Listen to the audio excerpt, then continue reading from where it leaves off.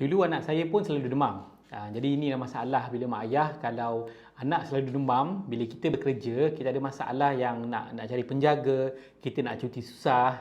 Jadi kalau anda ada masalah yang sama, saya boleh kongsikan, tapi anda kena tengok video ni sampai habis.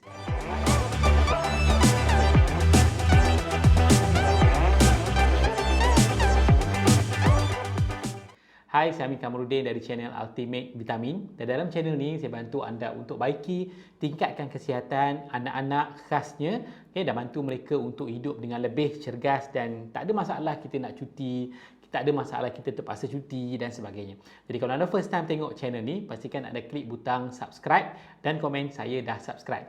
Jadi saya anak kepada 6 orang cahaya mata dan dulu saya ada masalah yang anak ni selalu sesama, even selalu lelah, masalah lelah, asyik demam sahaja setiap bulan. Jadi bayangkan dulu saya selalu outstation, setiap bulan saya outstation. So pergi Miri, pergi KK, pergi Labuan. Jadi bila kita tinggalkan anak-anak dalam keadaan yang tak sihat, jadi kita rasa macam tak sedap hati lah kan, takut jadi apa-apa. Jadi saya nak kongsikan apa yang saya bagi pada anak saya dan apa yang anda pun boleh bagi. Okay, saya ada bagi beberapa jenis produk, iaitu dalam bentuk produk makanan kesihatan. Kita panggil suplemen ataupun vitamin lah. Dan benda ni penting untuk anak-anak sebab cara gaya mereka makan tak sama. Dia tak ada logik, betul tak? Mereka makan apa yang mereka suka, mereka makan gula, makan jajan, makan makanan macam ni dia tak membantu untuk baiki tahap kesihatan dia. Jadi yang pertama apa yang anda boleh bagi kepada anak-anak anda, pertama anda kena boleh bagi multivitamin. Multivitamin sangat bagus. Sangat bagus, dia membekalkan banyaklah vitamin-vitamin yang diperlukan oleh tubuh anak-anak kita. Yang kedua, bekalkan kepada anak kita protein. Protein kenapa penting? Protein ni sangat penting untuk nak hasilkan sistem imun, kan? Daripada sel antibody kita tu dibuat daripada protein. Nak hasilkan kulit yang tak gatal, yang tak eczema, yang otak yang cerdas, dan sebab protein ni adalah benda yang jadi asas kepada pembentukan body tubuh anak-anak kita.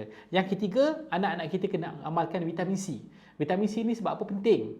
Sebab kita memang ambil tak cukup. Budak-budak makan sayur tak banyak, betul tak? Atau sayur pun dah digoreng, dah rosak dah. Jadi bila kita anak-anak tak dapat vitamin C yang cukup, vitamin C ni adalah asas kepada penghasilan antibody tubuh.